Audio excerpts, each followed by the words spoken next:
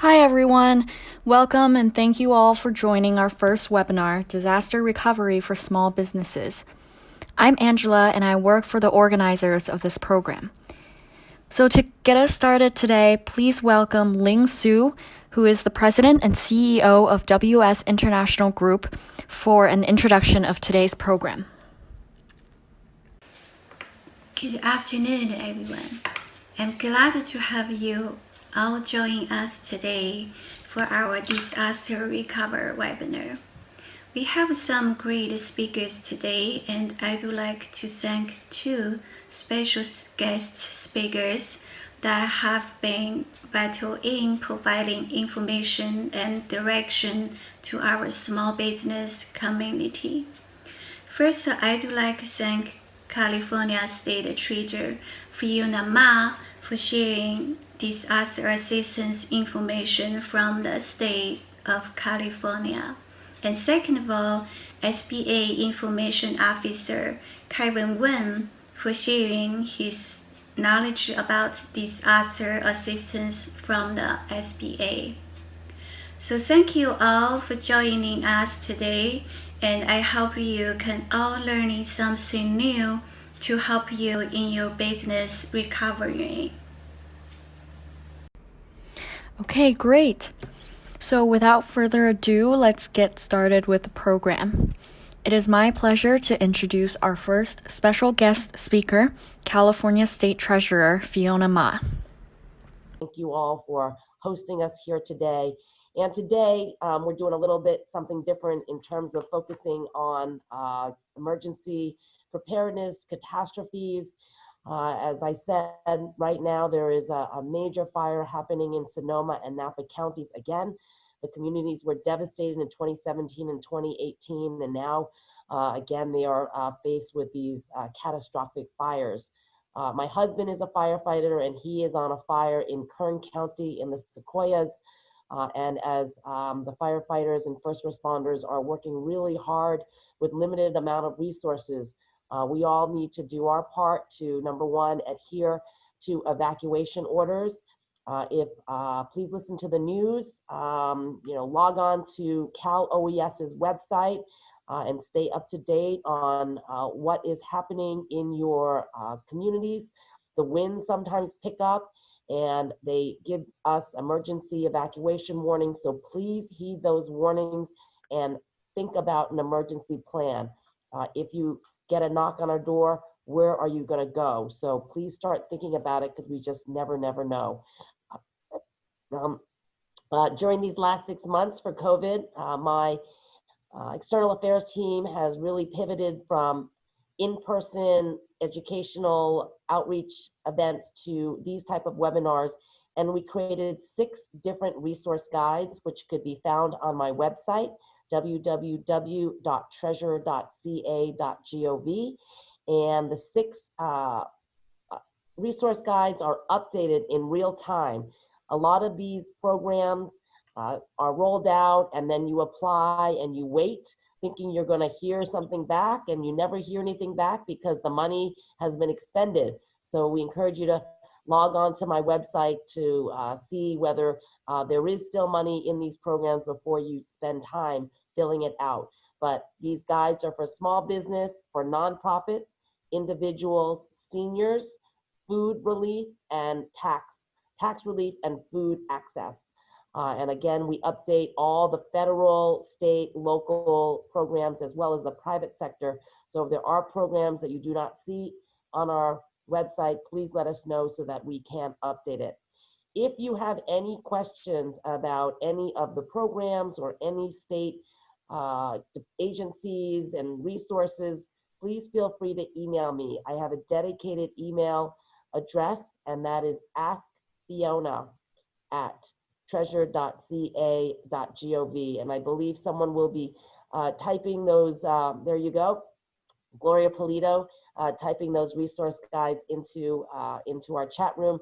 And then also on my website, or you can go onto our official covid19.ca.gov website, is all the latest and greatest executive orders, when you can open up your business, just all of the, unemployment, question and answers, federal government, about the PPP and EIDL and anything that, that you care and want to know about, that is our official website, and we encourage you to come to that website. We also have a number of different agencies that are offering small business loans, besides the U.S. Small Business Administration, who I'm sure will talk about their loan programs. We have our iBank, ibank.ca.gov. We do have money in our accounts for loans to small businesses, and it's for anybody who needs a small business loan, even if you got a PPP and an EIDL loan. We have opened that up to everyone, since we do have money in that program. And then I have a CalCap for Small Business loan guarantee program under my shop, and that's really a lender for last resort. So those of you who are finding it difficult to find a loan or a grant because of perhaps your credit rating, or not being able to be banked, please log on to my website and search the CalCap for Small Business financial partners that we work with. And again, those are really the lenders of last resort. And I know many people are really suffering. I also want to take an opportunity to talk about a great website that we have. We launched a public-private partnership with a number of our community partners, and that is onwardca.org. And it's really meant to be a one-stop resource for people of California impacted by job loss during this COVID-19 pandemic.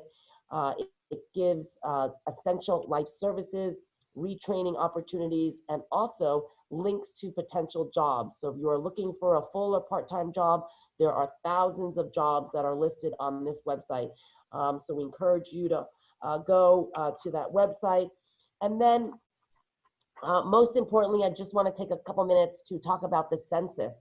The deadline is September 30th, so it is coming up tomorrow. And if you haven't done your census form, I ask you to please take a couple minutes and just go to www.my2020census.gov and fill out 9 simple questions.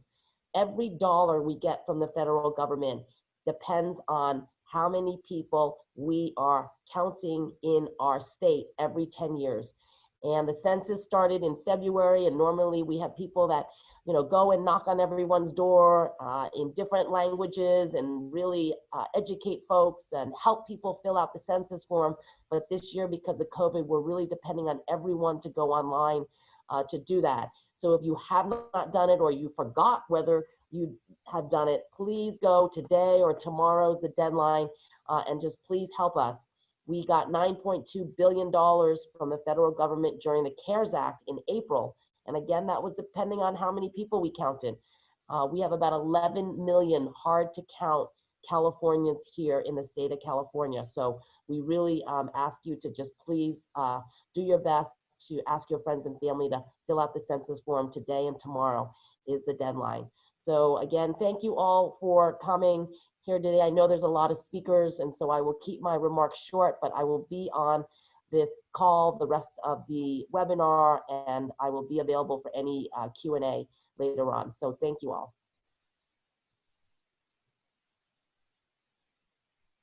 Thank you so much, Fiona. Thank you. Yeah, so just as a reminder, we'll have a Q&A session where you can ask questions to any or all of the panelists at the end, towards the end of the webinar. So please stay for that, and you can always ask your questions either out loud or in the chat.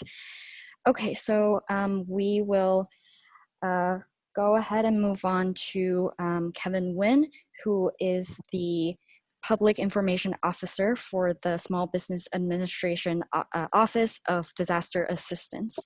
So Kevin, take it away. Okay. I'll put up your presentation. Okay. Thank you, Ella. And I want to echo what State Treasurer Ms. Ma explained about the ongoing threat of these fires. Just this morning, Santa Clara County was declared for individual assistance as well. And what just came across my desk about an hour ago was that Los Angeles County has been, they're going to get a preliminary damage assessment because of the fires down there now. So the fires are starting to go down into the southern area. Mendocino County has also been requested to have a preliminary damage assessment, and I'll go over what that is during my slide presentation. But Ms. Ma is exactly correct. These fires are just escalating higher and higher. As she mentioned, Sonoma and Napa have reignited again, and they're 0% contained as of this morning. So she's really on top of her game, the state treasurer, as always, and it's always nice to do a presentation with Ms. Ma, and always nice to see her. Next slide, please.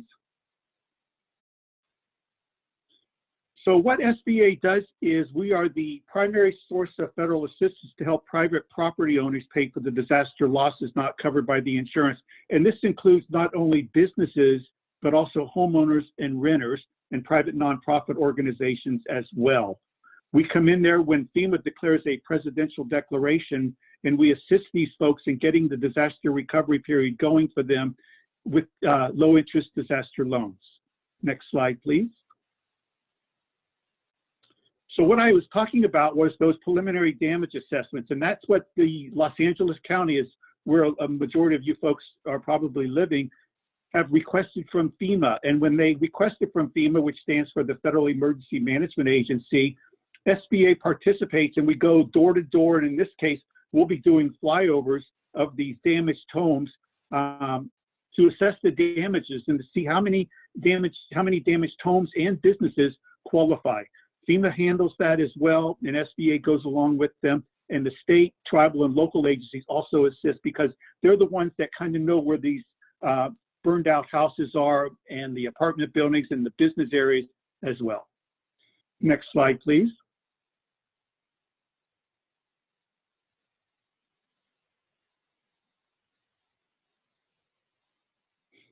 Okay, so what also we do is if there is a agency only, and that's where only SBA will participate, and that's a little bit smaller disaster. Of course, not for these fires, which are ravishing hundreds of thousands of acres. SBA will conduct it on our own, and we have a lot less threshold that we have to meet per the federal government. We'll deal with the tribal and the local officials as well. FEMA will not participate, so it will not be a presidential disaster declaration. Next slide, please. So in the presidential, not only does SBA come together with FEMA, but many other federal agencies such as EPA is involved in this because there's a lot of environmental protection that's going to be happening with businesses who have been damaged, homes and rental places as well. FEMA is the coordinating agency, so they're like the umbrella of all the federal agencies, and we all work together under FEMA to deliver this assistance for individuals and businesses. For the individuals, we provide aid for temporary housing, emergency needs, and necessary expenses for the individuals and households. Public assistance is for the infrastructure of communities. That would be for highways and byways, and maybe a culvert or a drainage system has been damaged, or maybe some of the outhouse buildings around have been damaged as well. In a fire, a lot of the PG&E things are also down, so extensively with PG&E public assistance in getting the disaster-stricken area back up and running again. Next slide, please. And so it's President Trump that will declare it. Once the FEMA SBA preliminary damage assessment has been complete, we'll submit our results to the state, who will then request of the president a declaration for individual assistance. If the president approves of this, the SBA disaster loan program is activated for the businesses of all sizes, like I mentioned, the private nonprofits, and especially homeowners and renters. Next slide, please. And for those smaller disasters, as I mentioned, those become agency declarations. And what happens is if 25 homes and or businesses are impacted by a natural disaster, SBA can activate our physical and economic injury disaster loan programs. The administrator, Jovita Carranza, will approve that.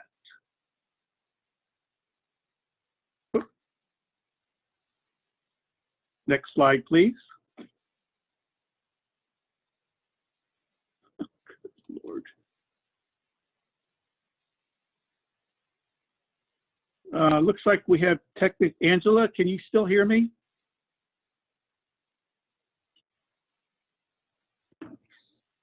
Yes, yeah, I can still hear you. Okay, I kind of lost my connection to the thing. Give me a sec while I come back up.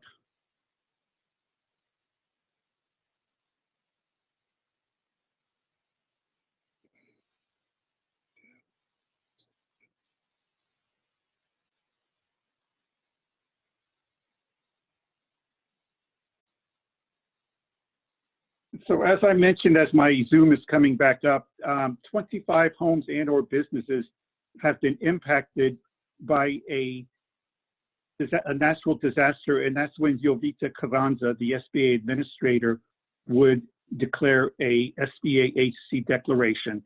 And that's also available for 60 days as well. And the SBA physical and economic injury disaster loan programs are activated as well.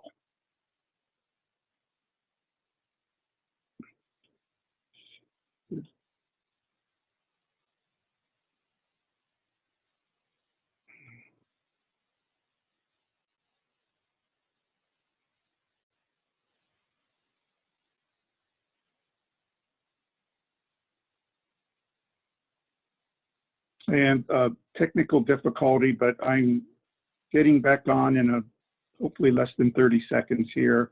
I apologize to the audience.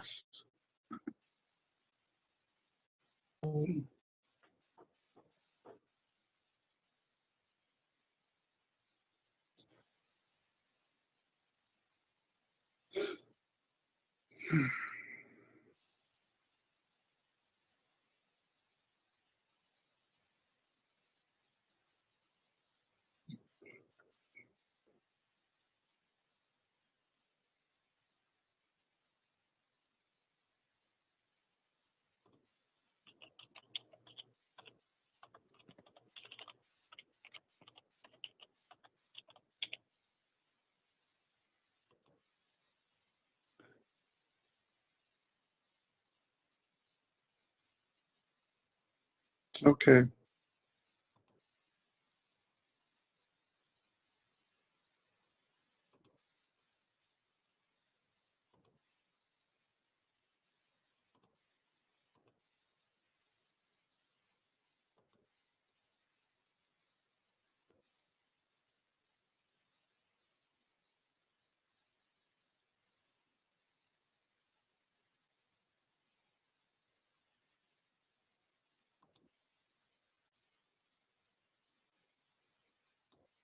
Okay. I'm back, Angela. I don't know what happened there. Can you hear me, Angela? Okay. Yep. Next slide, please. Next slide, please. And for public assistance, that is the program I mentioned earlier for infrastructure. The president also needs to declare that as well. And when that is declared, the SBA will activate their private nonprofit program, and that's for certain private nonprofits that provide a essential service of a governmental nature, such as soup kitchens, water systems, things along those lines. They can get disaster loans from them if only FEMA does not cover it. Next slide, please. Now, on these administrative declarations at the request of the state, they also have to request, like I mentioned, 25 homes and or businesses that sustained at least 40% uninsured damage for each declared county will be declared. Next slide, please. And in the difference in between presidential and agency declarations are contiguous counties. For a presidential, only the primary counties are available and eligible for FEMA and SBA physical loans. In presidential declarations, SBA disaster loans are for economic injury are available in the contiguous counties, those counties that abut or are adjoining to a primary county. The primary county in this area, as you can see on the left side of the screen, is the Green County. The ones in yellow are the contiguous counties. Now, in an administrative declaration, SBA offers disaster assistance to both contiguous counties and to primary counties as well. Next slide, please.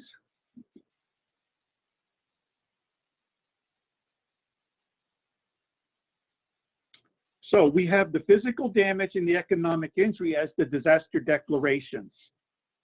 And as I mentioned, the presidential are individual and public assistance, and the administrative, which I've spoken about.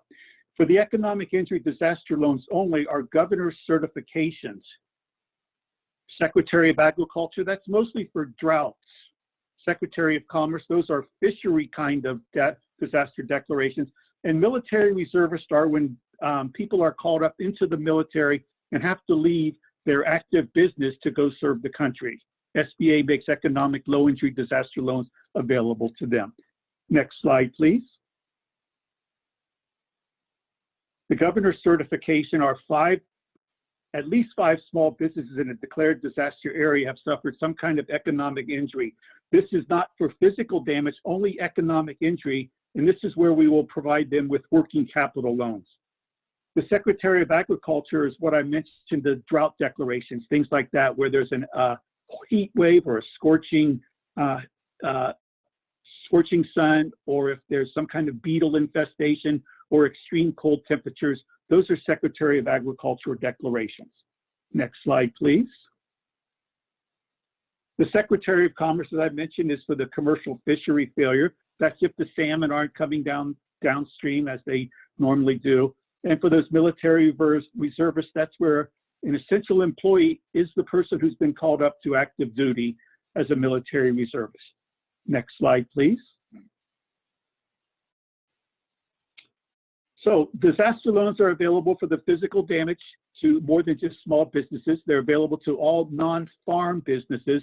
The USDA, United States Department of Agriculture, will handle all the farm businesses. As I mentioned, homeowners, primary residents only. We don't do secondary homes.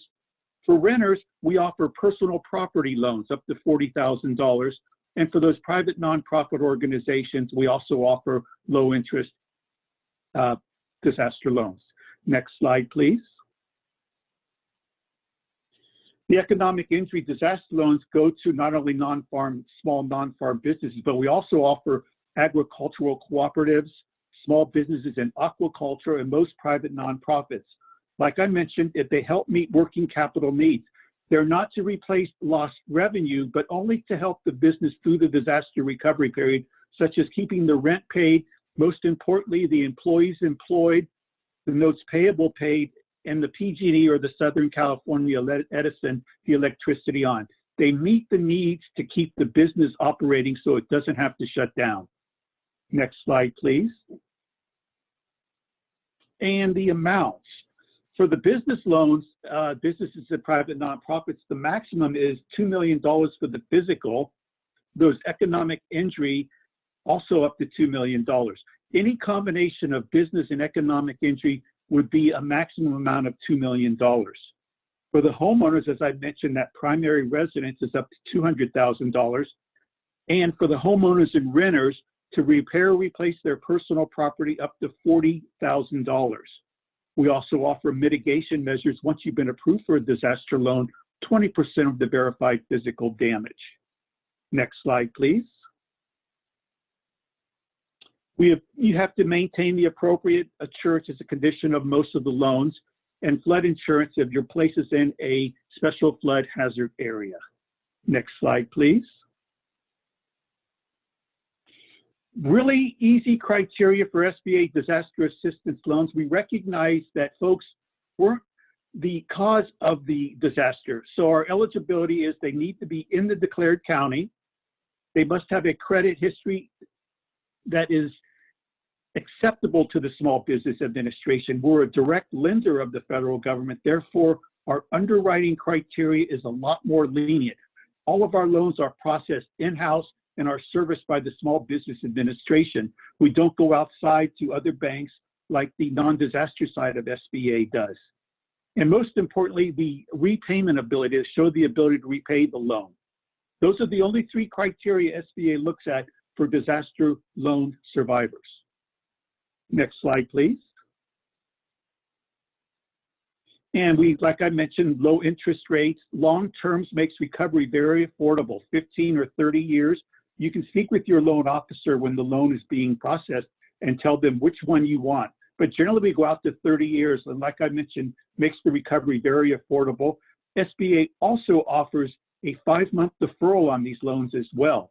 So the applicant or the borrower at that point does not need to make any payments for the first 5 months as they begin to rebuild and repair their disaster damaged property, or buy machinery and equipment or inventory for their business, or if they're a renter, buying personal property as they get successfully set up in a new rental place.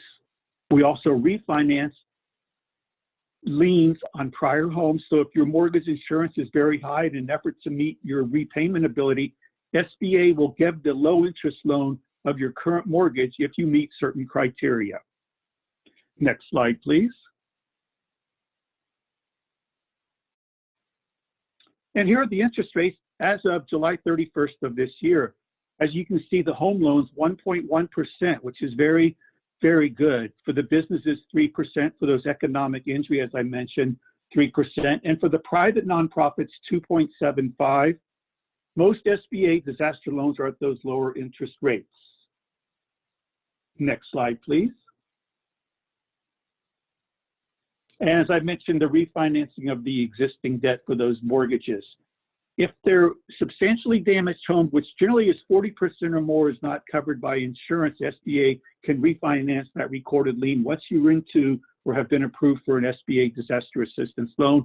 We also look at real machinery and equipment, furniture and fixtures for the businesses, home loans and business loans as well. Federal loans are not eligible for the refinancing also. Next slide, please. Collateral requirements. SBA will not deny a loan if you do not have collateral, but any collateral that is available is required to be pledged. Anything over $25,000 for physical loans, economic injury disaster loans over $25,000 as well. Next slide, please. Very simple application process. Just go online to sba.gov and you'll be directed to that website that you see on the screen there. Real simple to apply with SBA. We generally can fulfill or approve a loan within 10 to 14 days for a home. Businesses take a little longer as we recognize that it takes a while for a business to get their financials in order or deal with their certified public accountant. But that's the website they can go to. You can apply online and you can check your application status at that website as well. Next slide, please. 60 days is generally the for a disaster declaration, how long we give folks to apply for the physical disaster loans. For the economic injury, like I said, we recognize that it takes businesses a little bit longer to get their financials in order, so 9 months from the declaration date. In presidential declarations, and as Ms. Ma mentioned, a lot of counties are being declared. The declaration date of the current California wildfires up here in Northern California is October 21st, but as I mentioned earlier, Santa Clara was just added yesterday, Santa Clara County, so that deadline will most likely be extended. Next slide, please. And the 3-step process for disaster loans, as I mentioned: apply for the loan. Step 2, the property is verified and the loan processing decision made. That's where a loan officer will contact you. Step 3, loans are closed and the funds dispersed. As I mentioned, it generally takes a home loan 10 to 14 days, and businesses about 3 weeks or a little bit less if you get your finished financials in. Next slide, please. We also have SBA resource partners, and that would be Small Business Development Centers, SCORE, which stands for Service Corps Retired Execs, Women's Business Centers, and Veterans Business Outreach Centers for those veterans. These people provide free financial counseling advice to successfully stay in business and consider alternate sources of revenue. Also, your business plan is going to change once you've been the victim of a declared disaster. So we encourage people to go to these free financial counseling classes, speak with these resource partners. They're there to help you. They're just a real good source. You can find them by going out to that sba.gov website /local, and they'll direct you to whatever resource is in your area, either the SBDC, the WBC, SCORE, or the VBOC. Next slide, please. And here are our contacts. SBA.gov/disaster will take you to a variety of subjects on disaster declarations. You can also call our number 800-659-2955 and by email at focwassistance@sba.gov. Next slide, please. And like Ms. Moss said, I will be available for questions as well towards the end of the program. It's a great program, the SBA Disaster Assistance. As with the COVID, we have done billions of dollars. It's been the most successful SBA program since March when this started. I've worked extensively with one of the presenters of this program, Daniel Su, and we've helped a lot of small businesses in the Los Angeles area, the Economic Injury Disaster Loan Program.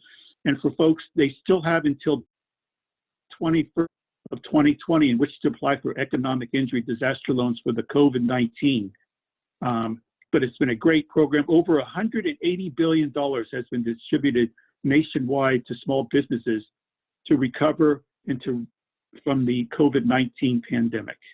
And that's all I've got at this point, Angela. I appreciate you moving the slides, and I will be around for questions at the end.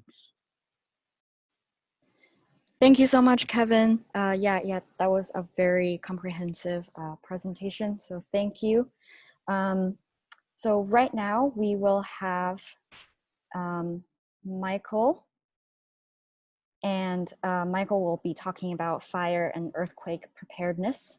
So Michael, take it away, and I'll have your slides up in 1 second.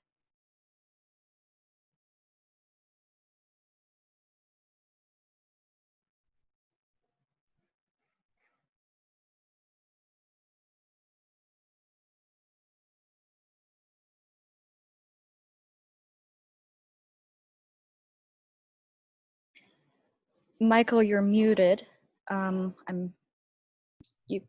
Yeah, there you go. Perfect. Hi, can you hear me? Yep. All right. Hello, everybody. My name is Michael. I'm a business consultant for the California TAPE program, and we are specialized by helping small businesses here in California to build resilience by giving out free trainings on emergency preparedness, risk management, and even help you on your business and product strategy. So I only have 10 minutes today, but the information that I want to give you guys is at least 45 minutes to an hour.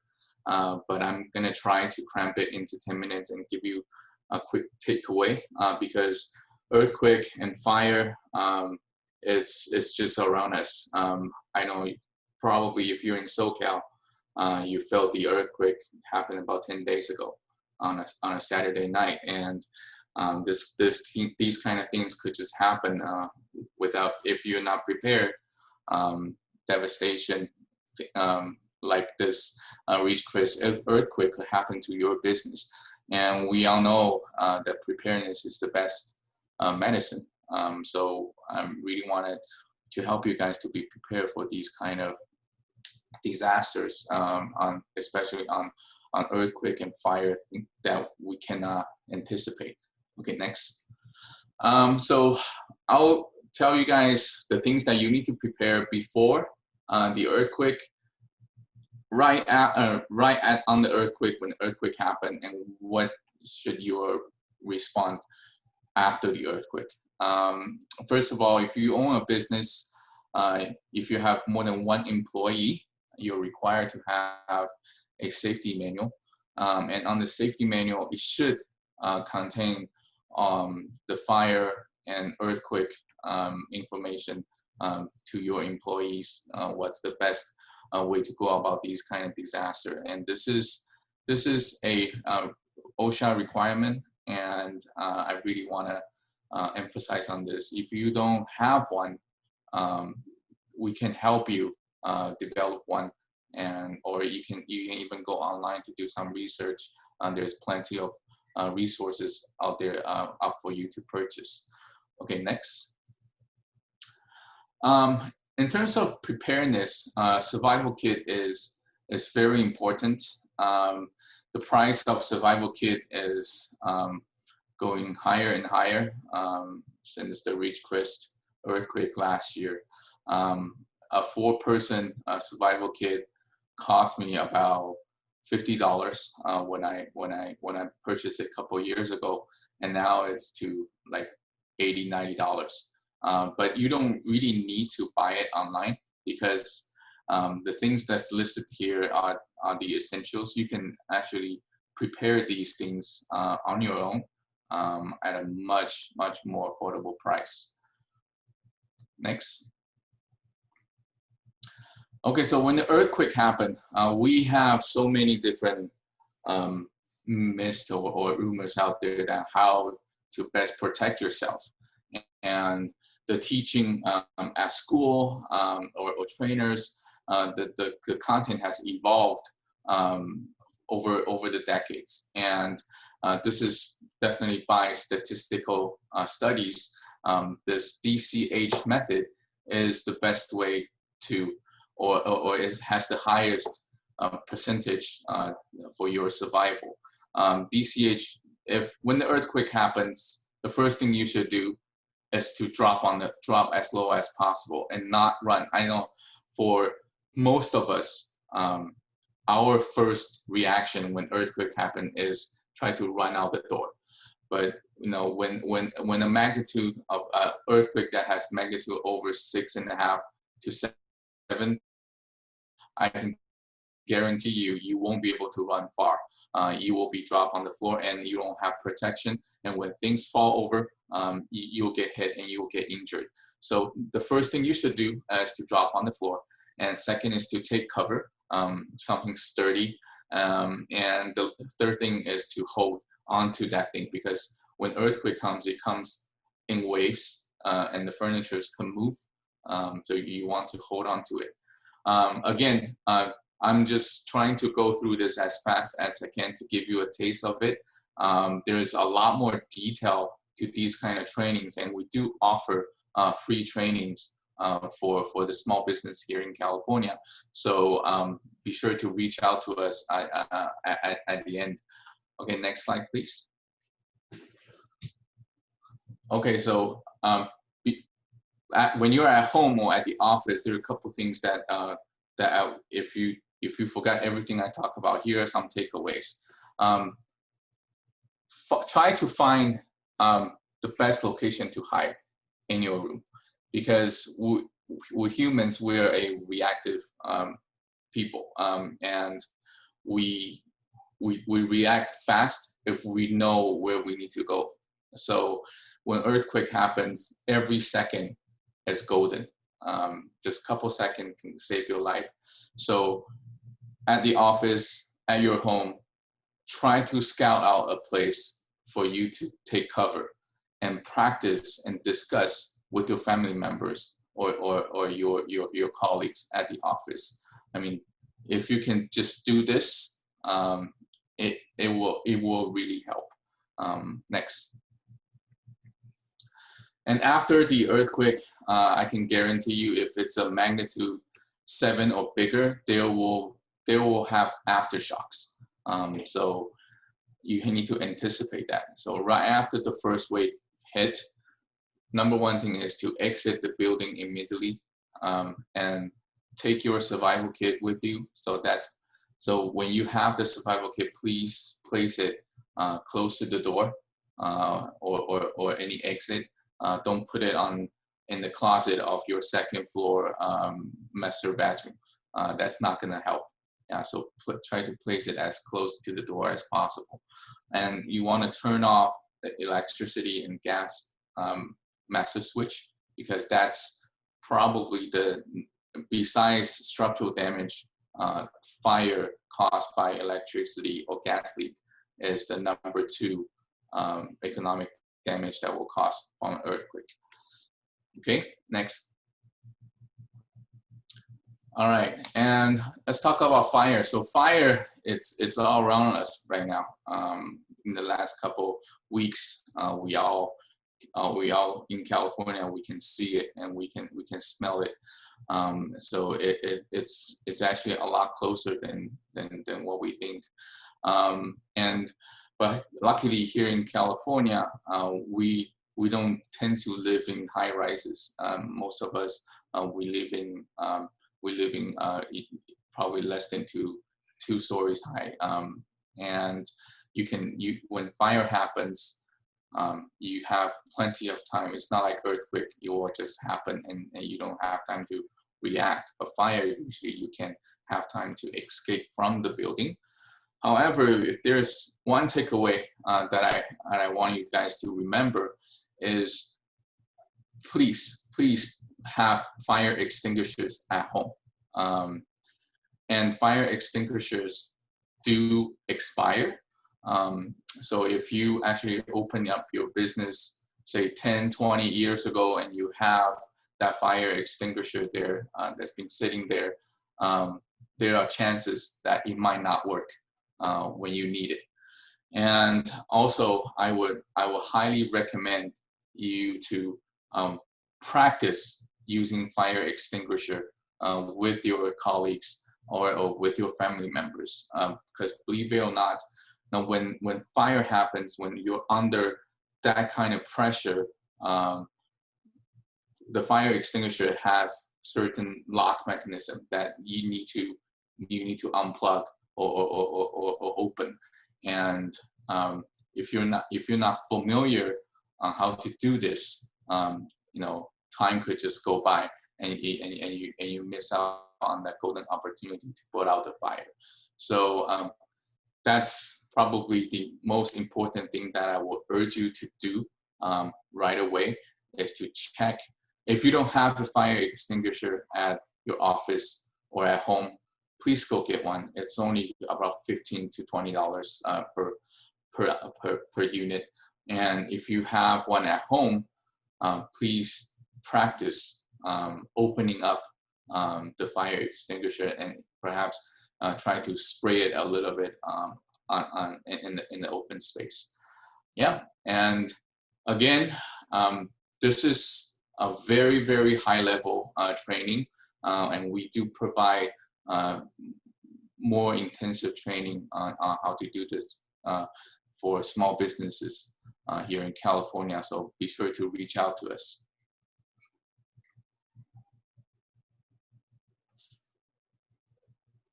Okay, great. Thank you so much, Michael. And I didn't mention this earlier, but Michael has many years experience consulting with businesses on emergency preparedness. So I will introduce him a bit more later on as well. But yeah, if you run a small business, be sure to reach out and schedule a disaster preparedness session with Michael. So next we have Amy Bach, who has a lot of experience with the insurance process during disaster recovery or during an emergency. So welcome, Amy, and we'll let you take it away. And I believe you do not have any slides to share. There we go. Great. Yeah. I don't have slides, but I do, if you wouldn't mind me sharing my screen, I will do that in a minute. I want to thank Treasurer Ma and her team, and for all of you who pulled this together. That was excellent information that we just heard on having a kit and being prepared. Excellent information from the SBA.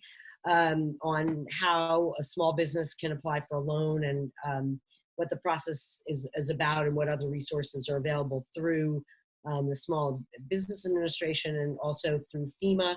And Treasurer Ma gave us a great overview of some of the challenges that are facing small businesses in this beautiful but vulnerable to disaster state.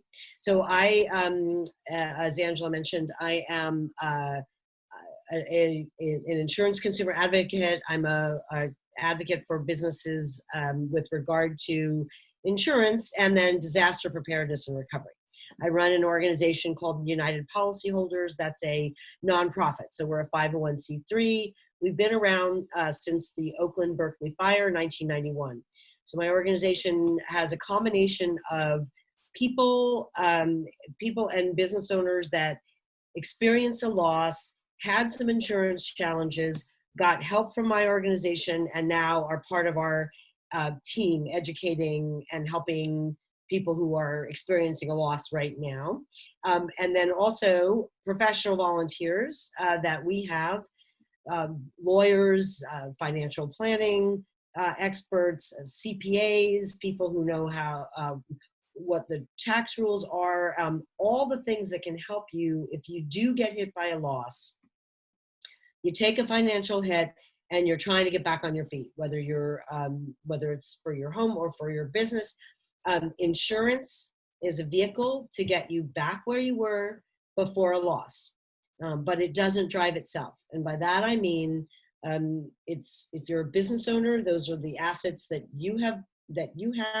You have the biggest stake in restoring them if they've been damaged or destroyed in some sort of disaster. So whether an earthquake shakes up and destroys some of your inventory and your building, or whether a fire comes, either laps at the edges of your building and you have smoke damage, or a fire actually destroys your building. My organization's website, uphelp.org, uphelp.org, is a free resource for you. So just like your elected officials, okay, if you can let me screen share for a minute, Angela, I can just take people for a quick tour. If not, that's fine. So uphelp.org is an online resource that we have libraries. So we have a business help library. What are some of the things that a business owner will find in our library? So you will find very nuts and bolts tips on what matters to a business when something happens, water damage or fire damage or earthquake damage. What happens with insurance and what should you do? We have some guidance on buying insurance, but on preparedness, I think the most important thing that we tell businesses of all sizes is, you may be busy and you may not be thinking that much about insurance, but it's important that you think a little bit about insurance and not just once a year when the premium comes and you grumble and write the check or do the payment for the insurance. You really want to take your policy out, remember who you're insured with when everything's calm and you haven't had a loss, but just make sure you know who you're insured with, where your policy is, and then make sure that you have some very basic inventory records of your business. So, I say this to people all the time for their homes. Take your smartphone and let's say you have a shop or a store, retail. Walk around that retail establishment with your smartphone, with making a video and narrate as you go. Here's the cash register area. Here's our here are our shelves. Here are some of the improvements we've made. And then go outside and record what it looks like from the outside. I know this sounds really basic, but it's incredibly useful. And then once you have that little video, mail it off either to yourself or just to a place where you'll be able to find it. So save it on the web. So even if your computer were to get destroyed, you'd still have that record. So a lot of small businesses don't have a lot of people power. You may have, if you're, you may be even a solo, and that means that you're probably pretty busy and you may not have time to keep good inventory records. Well, if God forbid you have a loss, one of the most important things you want to have is records of your inventory, records of your operations, and for a lot of small businesses, you're just too busy to take the time to do that. But I'm here to encourage you. Some records are better than no records, okay? Because particularly with inventory. Now, for things like business interruption, my organization, as soon as COVID hit, We started a library. We have a free library on our website that you can use to on code for COVID-19. It's, if you go to uphelp.org, right on the homepage, you'll see COVID-19 image. You just click on that. It'll take you to the library. It tells you all about what options you have for making sure that if you do have business insurance, if you have a BOP, a business owner protection policy, and you have the CGL, the liability insurance in case somebody sues you. Got those policies? You want to find those? Excellent. You want to find those policies? There's that COVID library. Excellent. If you want to just go to the resources tab there, and then the claim guide, there you go. The middle one, click on that. The one that says property, there you go. And then see business, click on that one, there you go. Now you can see this is our basic library for businesses. If you can just go back for a minute to the COVID, the homepage there, click on that, there you go. Here's the COVID library. So again, if you're like most businesses, your insurance company has said, sorry, no coverage, but that may not be the full end of the story. So there you will see in our library, you can watch, if you just see the, let's stay there for a sec. There, so the business, business insurance and COVID-19 losses, that is that second link, that's a PowerPoint slide deck that you can watch at your convenience.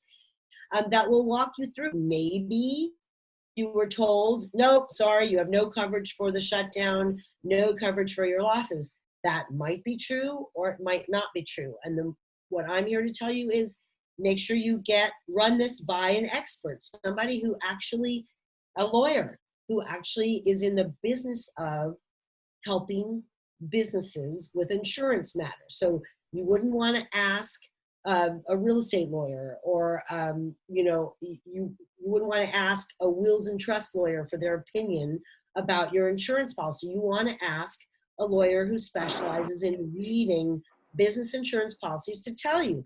Maybe in your civil authority section of the policy where it says if you're forced to close due to a civil authority order, then you have 30 days worth of business interruption coverage. You might have it. You may not. There may be a virus exclusion, whatever. My point is, my organization is here as your advocate and your source of information. We don't sell insurance. We don't take money from insurance companies. We're here to help the public that buys insurance. So when you get information from us, you can be confident that it is in your best interest, because you couldn't hire us anyway. We're not here to sell you anything. We're just here to give information. So in closing, I just want to say, do that inventory, make that basic record, and take your insurance policy out at least once a year and have a conversation with the agent through whom you bought the policy and say, look, if you're in an urban area, wildfire is not a big risk. But earthquake is a risk, and so is water damage, and so is wind. So you want to talk to your agent. What kind of exclusions do I have in my policy? Because I want to be protected. I want to be covered. And if they have a piece of paper and a pen and write down what they say. If they say, "Oh, you're fine, you're great," write that down and say, AB told me on such and such a date that my coverage is fine, and keep those notes in a safe place. If they tell you, no, your coverage is not fine, you don't have coverage for water damage, or you don't have coverage for earthquake, and then say, okay, how much would it cost for me to add that?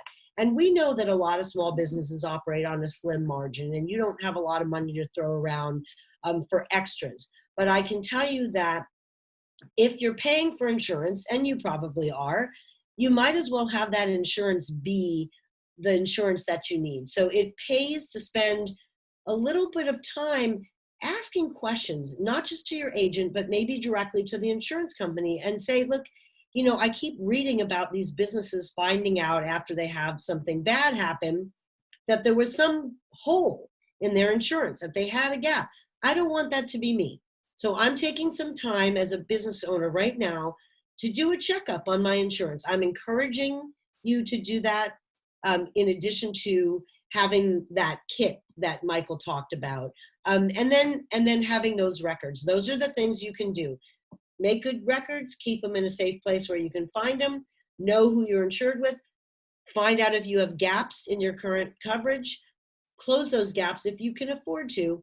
And then if fate deals you a blow and you have a loss, go to my organization's website so that you can be informed and be able to really get what you paid for. You know, you invest in insurance protection, that's a good thing. You're protecting your assets, that's a good thing. Just make sure that you have protected your assets right. And then if you need to, that you really are that squeaky wheel that gets every dollar of insurance that you've paid for, because you'll need it. And that's when insurance really comes in handy, is when you have a loss. You hope you never need it, but if you do need it, you really want that policy to deliver the protection that you need. So a few steps in preparation now, if things are peaceful, will really help you down the road.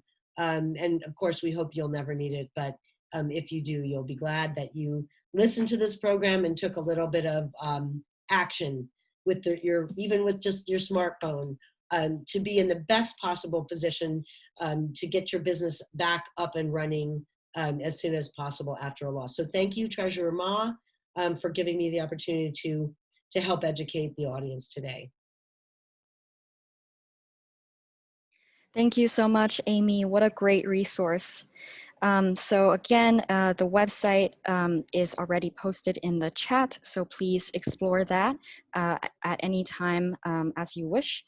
And so right now, we'll start our question and answer segment. And if you want to ask questions through video, please raise your hand, and I will allow you to, I will open up your mic, or you can ask your questions either in the chat or in the Q&A. And I see there's already been a question that's asked: is there any insurance that covers loss of business due to economic disaster, even though it wasn't a civil authority closure?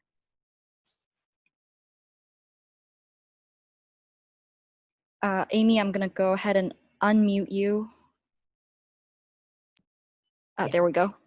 Yes, absolutely. That's what your business property insurance is for. And what I encourage you to do is to have that conversation with the agent, because there are different types of policies. There are what are called all risks policies, which say we cover you for everything except what we exclude. And then there are named peril policies, which say we only cover you for XYZ. So you want to know, do you have all risk and what are the exclusions, or do you have a named perils and what does it cover? Because absolutely you should be able to get fire coverage, earthquake coverage, flood coverage, and unfortunately pandemic coverage right now. That's a maybe. The market is sort of a mess, and we're trying to fix it as quickly as possible.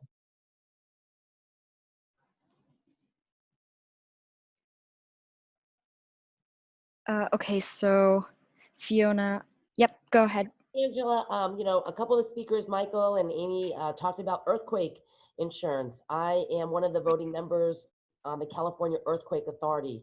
And when you get that notice in the mail with your insurance bill asking if you have earthquake insurance, that is the agency that I sit on. So we offer lower cost earthquake insurance. I know I looked into earthquake insurance about 15 years ago, and it was expensive, but we have many more folks in the program now. So please go to our website, www.earthquakeauthority.com, and you can punch in your address and it'll tell you how much your premium will be, and you'd be surprised. It's not that much sometimes.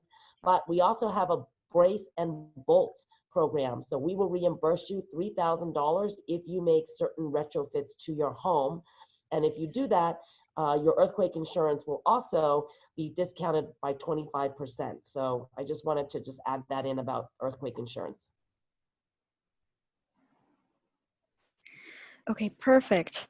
Are there any other questions? Please either raise your hand or post in the Q&A or post in the chat.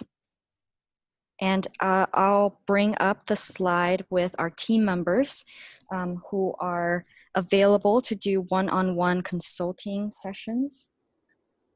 I'll bring that up right now.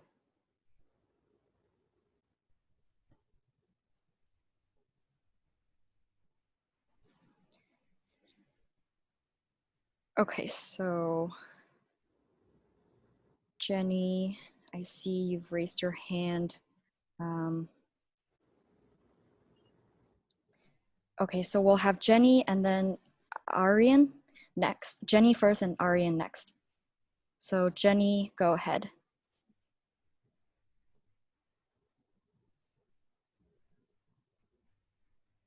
Okay, I'm just gonna unmute you. Yes. Yep. Oh, There okay. Yeah, my question is already posted on the chat, basically to Michael to say where we can get the safety, is it called the safety code, safety kit?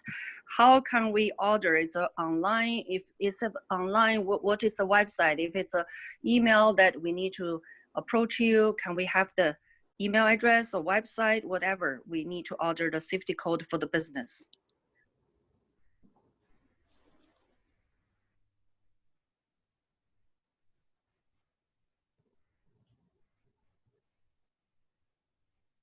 Oh, hi, Jenny. Yes.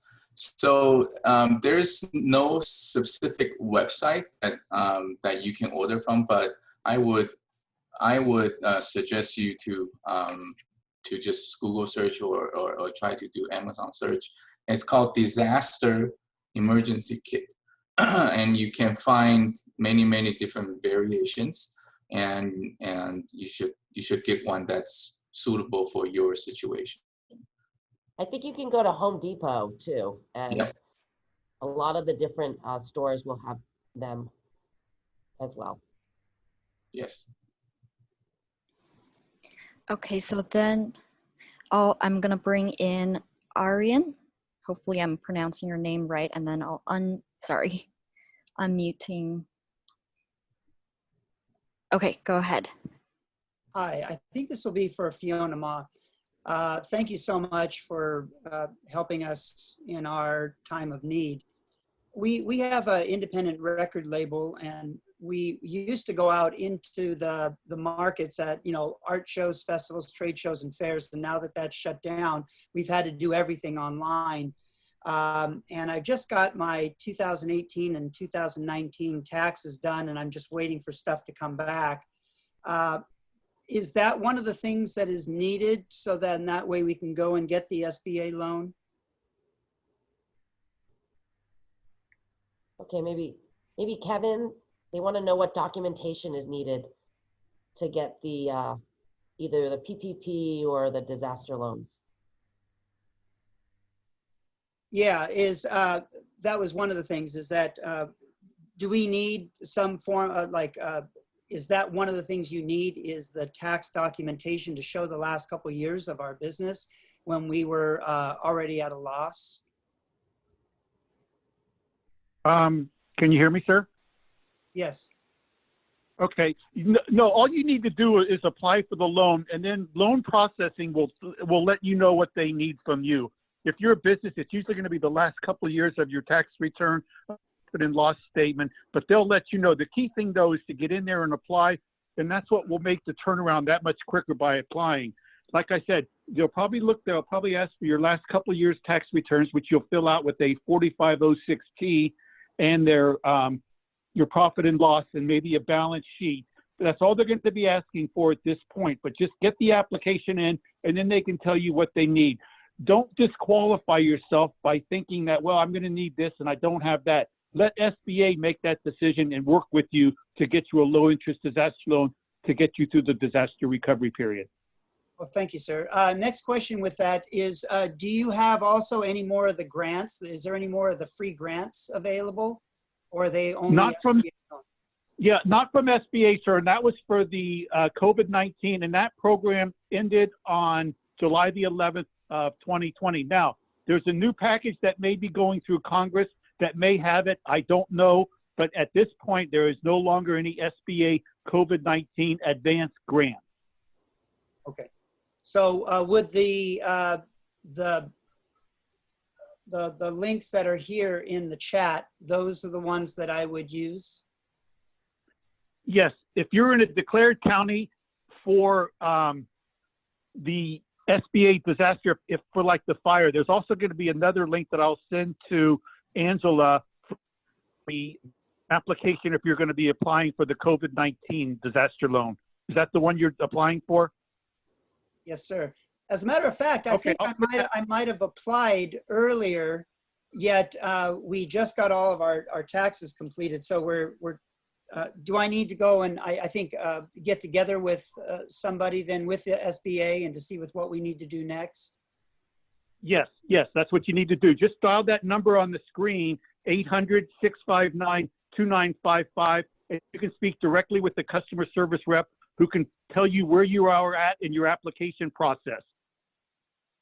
Okay, so it's 800-659-2955?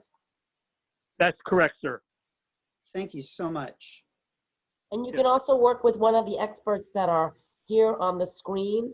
They are here to provide free services as well. And then you can always email me at askfiona@treasurer.ca.gov if you want to send me a detailed message, and we can have someone try to follow up on your behalf. Well, thank you, Fiona. Yeah, we know Jaya as well. Mr. Mizell has been really good at actually helping direct some of this, so thank you. Oh, good. Jaya, okay. Thank you, Ms. Ma.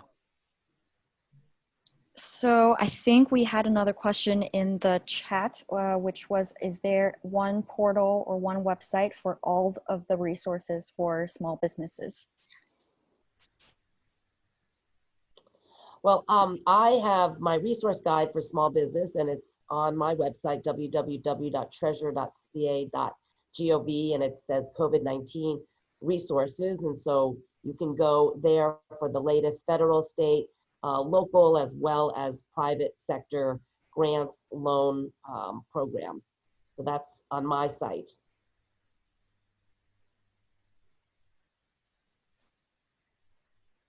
Okay, great.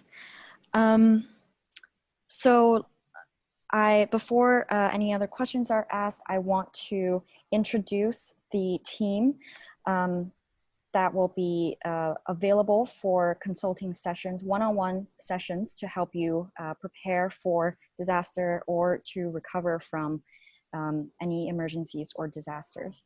So this program is organized in conjunction with WS International Group and the Office of the California Governor. So for our consultants, we have Ling Su, and Ling is the president and CEO of WS International Group, which is a corporate advisory firm focused on building corporate exposure among Asian countries and communities, as well as making strategic introductions for international trade and foreign direct investment. Ling was also formerly the Marketing and Public Relations Director of the Minority Business Development Agency Business Center in Pasadena under the U.S. Department of Commerce. And she is a seasoned bridge builder between communities, governmental agencies, and markets, and she brings her multiple years of experience to the Go Biz program. We also have Bob Spence, who is an entrepreneur and small business owner in Ontario. As a former banker, he is familiar with the challenges and paperwork required to get loans approved. He is also well-versed in the field of emergency management. He is a member of the Ontario Community Emergency Response Team, a general class amateur radio emergency communications volunteer, and a long-term trainer for Boy Scouts of America. And so he has trained in these roles, he has trained many youth and adults in emergency preparedness. We also have Jaya. Jaya Measle is an inspired leader and successful business coach. Jaya has produced and directed global cause-oriented special events, including Our Common Future with Sting, San Diego Earth Day, Whale Day International, the first Earth Run with Olympic Torch, and news coverage of former President Clinton. He has appeared on CBS News, NBC, CNN, PBS, BBC, and other media, and his clients have included Microsoft, Anthony Robbins, Ironman China, Toronto Medical, Coachella, and the Susan G. Komen Foundation. He currently owns Epic World Media and is committed to helping California small business owners recover from the pandemic with resources and business coaching. And we also have Michael, who has more than 15 years in tech and 15 years of experience in tech and consulting. Michael joined the team 2 years ago and has helped more than 100 small to mid-sized companies on their emergency preparedness, risk management, product strategy, and operations management to build a more resilient business. So among all members of the team, you're looking at a ton of experience with disaster preparedness and recovery. So please get in touch with them. Their emails are shown right now on the slide. And so be sure to get in touch and schedule your one-on-one session.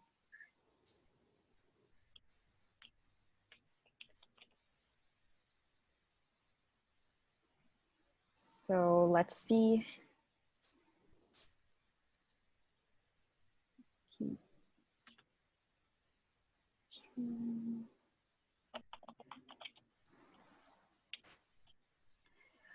Okay, so if there are any other questions, please ask them, raise your hand, type them in the chat or the Q&A.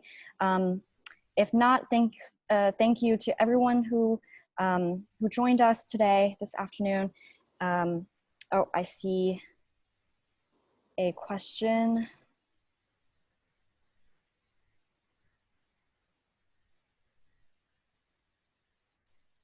From Jenny. Oop. Okay, Jenny. Yes. Go ahead. Just one more question. I think because I missed the beginning part. It says SBA loan is also related to like a PPP, which is so far already expired, and then the Congress might be issuing another PPP program through SBA. Can you hear me? Yes. Okay, no, the PPP, yes, ma'am, that has expired as of August the 8th. Okay. So it's no longer, it's not relevant anymore. But like I mentioned during my presentation, as of December 22nd, you still can apply for the economic injury disaster loan for the COVID-19 only. Oh, okay. I see. And as a non-agriculture business, is that eligible for us to apply as well for the disaster loan? Yes, ma'am. If you're an agricultural business, you would go to the United States Department of Agriculture. Okay. Non-ag business are who apply with SBA disaster. Oh, okay.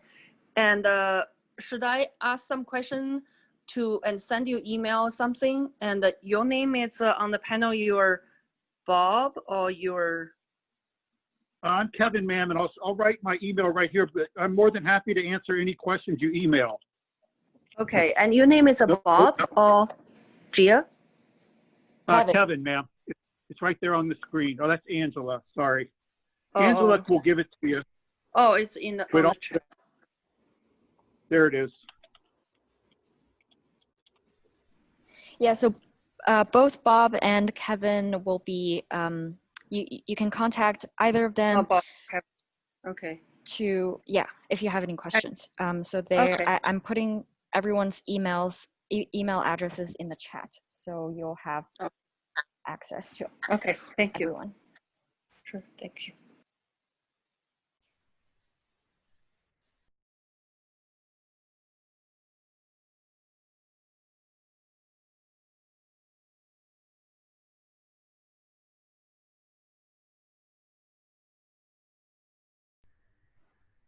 Everyone should have all the emails in the chat right now, so please reach out.